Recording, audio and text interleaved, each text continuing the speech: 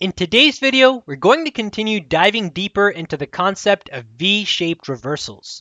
For those of you that don't know what V-shaped reversals are, it's exactly as the name suggests.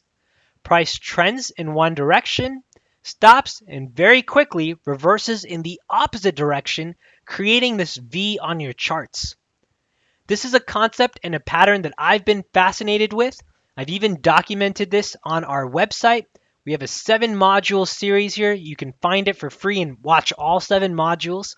That's tosindicators.com/V-shaped-reversal. I'll leave a link to this in the description box below.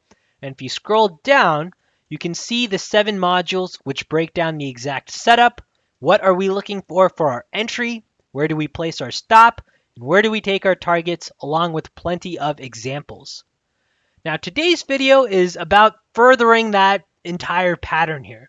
We're looking to keep learning and finding new clues that allow us to find setups like this one inside of Confluent. Now, the reason Confluent stood out to me today is for a handful of reasons. The main reason is we breached our long side entries here, and we saw price reverse to the point where we even breached short side entries towards the end of the day. We don't see this happen too frequently. Most of the times with these V-shaped reversals, we make a move to, let's say, about this halfway zone, and then we see sellers in this case start to come back in, and price either chops around here, maybe sells off a little bit, or starts to drift away a little bit. In today's case, in Confluent, we didn't really see that. Instead, in Confluent's case, we saw price action breach our aggressive volatility box first. This is for a long side entry. Then our conservative volatility box, again, still a long side entry. And then we saw the sharp reversal to the place where we even triggered on the aggressive short side entry, where we would be looking to take profits and even think about reversing the position. So that's why Confluent stands out today. Let me walk you through the chronology, and then I'll share the things that stood out today with regards to Confluent's chart and how I think we can identify some of these setups going forward. Now let's start first with our stock volatility box live scanner. Confluent triggered 3 different times on our scanner, and if I come first to the morning, we had Confluent trigger on the aggressive long entry, then we had Confluent trigger on the conservative long entry, and then we had Confluent trigger towards the tail end of the day here for a short side setup. For those that don't know what the live scanner is, the live scanner is a custom scanner that we've built inside of our Stock Volatility Box platform. It's available to all Stock Volatility Box members. It's what I like to call your personal trading assistant, whose pure job is to scan the market every 2 seconds, looking for new places where you have a volatility edge. We scan more than 10,000 plus stocks, so you really have a wide basket to choose from, and Confluent was one of those stocks that the scanner found today. Now, coming back into the exact setup, for our entry conditions, we're looking for, first of all, price to breach our volatility box zones. We had that happen not only on the aggressive models, but even the conservative models. So that's step 1. Step 2, we'd like to see these Keltner channel wedges. We're looking for at least 5, and in today's case, we had 1, 2, 3, 4, and 5.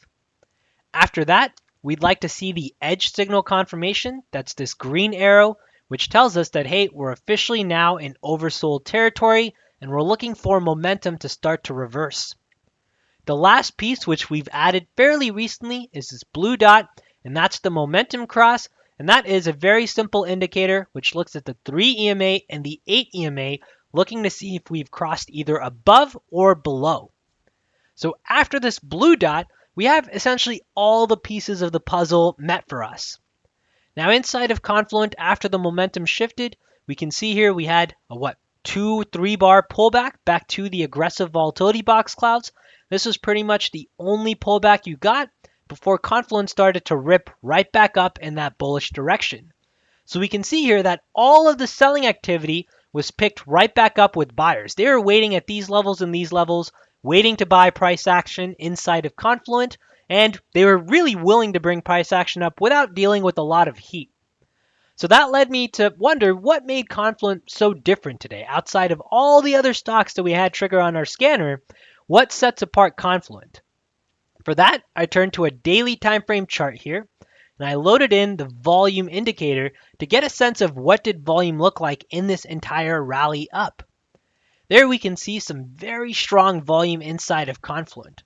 In fact, if we take this last spike here, which was on May 30th, and we compare that all the way to today's activity here, that's 11 bars. Out of these 11 bars, 9 of them all had greater than the 50-day average volume here, all supported with some strong green candles.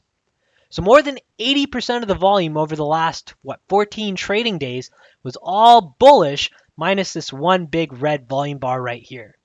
So today, when this candle initially looked like another big red candle, this time buyers were waiting right down here, waiting to buy price action. There was a slight gap up. This filled the gap with price action when we had Confluent trading right down into our volatility box levels. After that, buyers picked price action all the way back up to the other side's volatility box zones, triggering even a short side opportunity towards the tail end of the day. So this suggests just how strong that buying pressure was inside of Confluent.